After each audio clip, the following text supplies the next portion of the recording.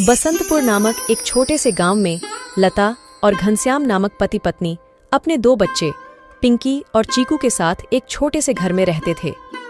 घनश्याम सेठ धनीराम के यहाँ खेतों में मजदूरी का काम करता था और लता गांव के एक बंगले में खाना और साफ सफाई का काम करती थीं। दोनों पति पत्नी खूब मेहनत और मशक्कत करके अपने और अपने बच्चों का पेट भरते थे। यूं तो हमेशा ही गर्मी के समय 40 डिग्री तक तापमान चला जाता था, लेकिन इस साल तापमान बहुत ज्यादा बढ़ गया था, जिस वजह से बसंतपुर गांव के लोग बहुत ज्यादा परेशान थे। दिन हो या रात हो, लोग गर्मी से बेहाल थे।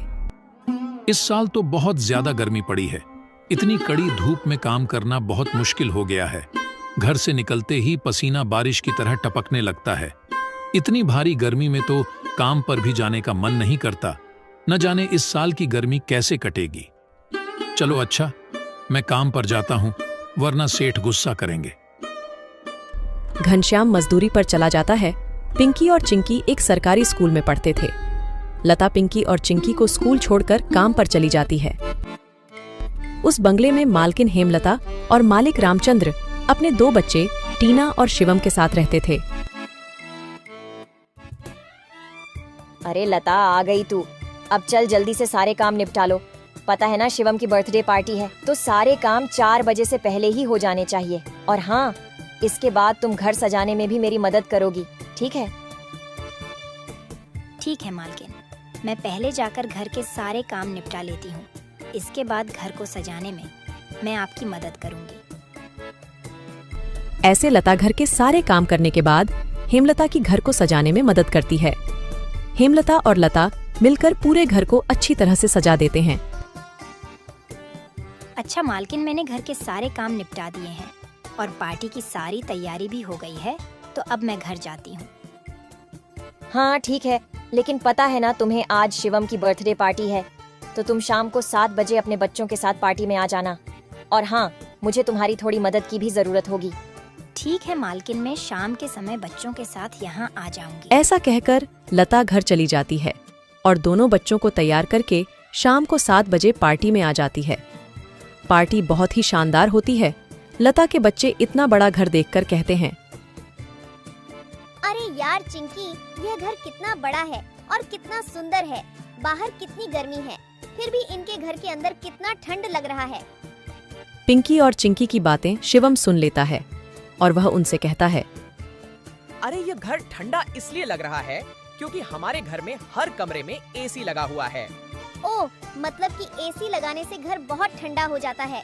दीदी, हम भी अपने पिताजी को अपने घर में एसी लगाने के लिए बोलते हैं ना, हमारे घर में भी बहुत ठंडा लगेगा।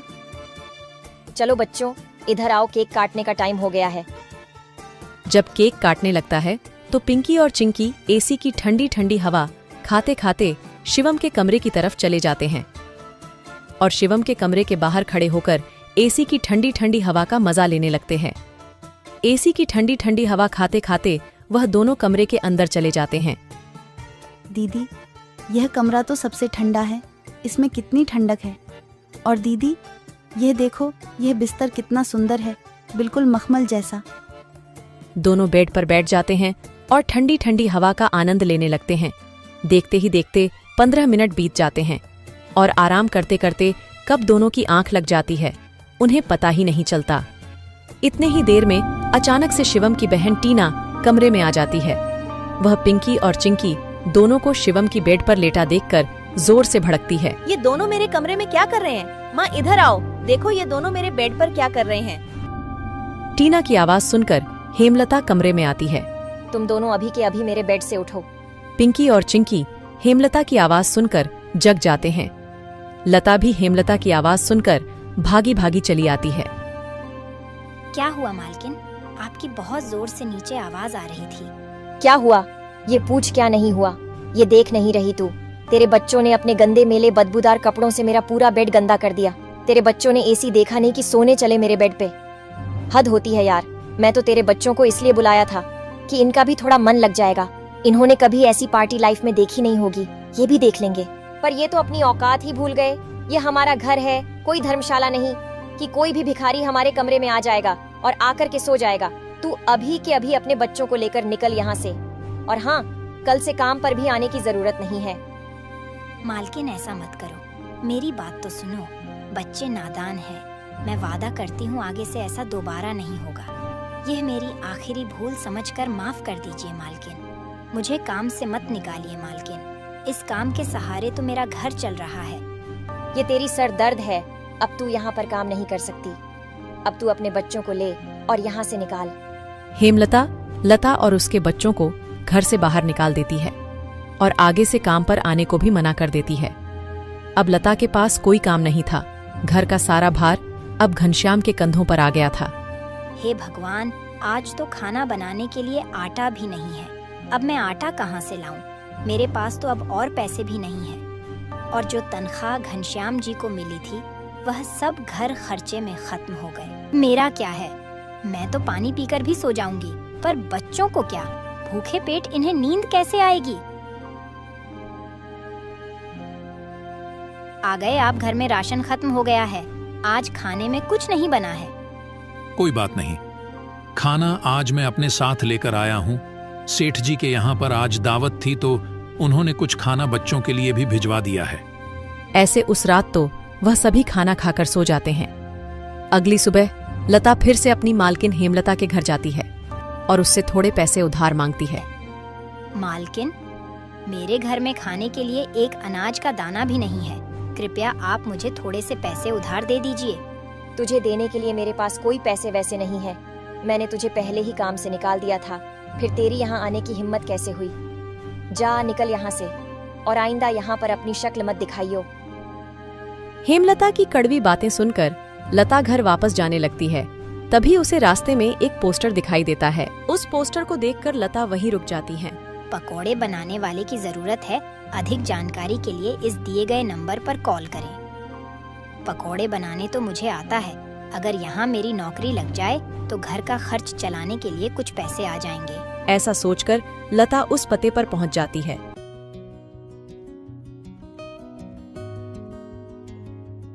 भैया, मैंने आपका पोस्टर देखा। आपको किसी पकोड़े बनाने वाले की जरूरत है? हाँ, जरूर तो है। तुम पकोड़ा बना लोगी। क्या तुम्हें पकोड़े बनाने आते हैं? हाँ, सब मुझे कई तरह के पकोड़े बनाने आते हैं, जैसे मिर्च का पकोड़ा, पालक का पकोड़ा, पनीर का पकोड़ा और भी कई प्रकार के पकोड़े मुझे बनाने आते हैं। तो ठीक है, तुम आज से ही काम पर लग सकती हो। ऐसे लता पकोड़े बनाने वाले के साथ काम पर लग जाती है और ग्राहकों को पकोड़े सर्व करने लगती है। ऐसे ही शाम हो जाती है और रमेश के सारे पकोड़े बिक जाते हैं। चलो, आज तो सारे पकोड़े बिक गए। आज तो तुमने पकोड़े सिर्फ सर्वे किए हैं, लेकिन कल से तुम्हें पकोड़े बनाने भी होंगे। हाँ साहब, मैं बहुत ही स्वादिष्ट पकोड़े बनाना जानती हूँ। तो ठीक है, ये लो आज के काम के पैसे। 300 रुपए लेकर लता सबसे पहले राशन की दुकान पर जाती है और वहां से राशन का सामान खरीदकर घर आ जाती है।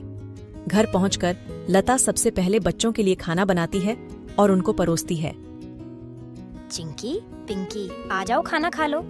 इतने में घनश्याम भी वहां आ जाता है और लता घनश्याम को अपने नए काम के बारे में बताती है। इस तरह सारे मिलकर खुशी खुशी खाना खाते हैं। अगली सुबह लता बच्चों को स्कूल छोड़कर वापस काम पर चली जाती है। दुकान पर पहुंचकर लता पकोड़े बनाती है। लता के बने हुए पकोड़े ग्राहकों को बहुत पसंद आते हैं। लता के बने हुए पकोड़े खाकर ग्राहक पकोड़े की बहुत तारीफ करते हैं। उनको आज के बनाए हुए पकोड़े कल से भी ज्यादा अच्छे लगे। रमेश भाई, तुम्हारे आज के पकोड़े का तो कोई जवाब ही नहीं। इससे स्वादिष्ट पकोड़े मैंने आज से पहले इस होटल में कभी नहीं खाए। आखिर आज ऐसा क्या मिलाया है इन पकोड़ों में जो इतने स्वादिष्ट बने हैं? आज तो मैं एक और प्लेट खाऊंगा। मेरे लिए एक एक्स्ट्रा प्लेट पकोड़े लगा दो। ऐसे रमेश अपने ग्राहकों के मुंह से पकोड़े की तारीफ को सुनकर लता से कहता है, लता, तुम्हारे हाथ में तो जादू है। तुम्हारे हाथों के बने पकोड़े खाकर ग्राहक एक एक एक्स्ट्रा प्लेट पकोड़े खा रहे हैं। तुमने तो कमाल ही कर दिया। आखिर ऐसा क्या मिलाया है इन पकोड़े में जो ग्राहक इतनी तारीफ कर रहे हैं? साहब जी, कुछ खास नहीं मिलाया है, बस थोड़े से नमक मिर्च मसाले बराबर मात्रा में डाले हैं, बस। ऐसे रमेश के आज के पकोड़े बहुत जल्द ही खत्म हो जाते हैं। आज तो पकोड़े बहुत जल्द ही खत्म हो गए। कल से हमें और ज्यादा से ज्यादा पकोड़े बनाने होंगे।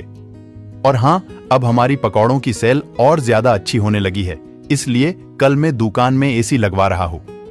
इससे ग्राहक भी एसी की ठंडी ठंडी हवा में पकोड़ों का मजा लेंगे और हमारे पकोड़े की सेल और ज्यादा बढ़ेगी। तुम क्या कहती हो? साहब, विचार तो बहुत अच्छा है। अगले दिन रमेश अपनी दुकान में एसी लगवा लेता है और जैसा उसने सोचा था वैसा ही हुआ। एसी लगने के बाद रमेश के दुकान पर ग्राहकों की संख्या बढ़ जाती है। ग्राहक ठंडी ठंडी हवा में बैठकर पकोड़े खाने का आनंद उठाते हैं।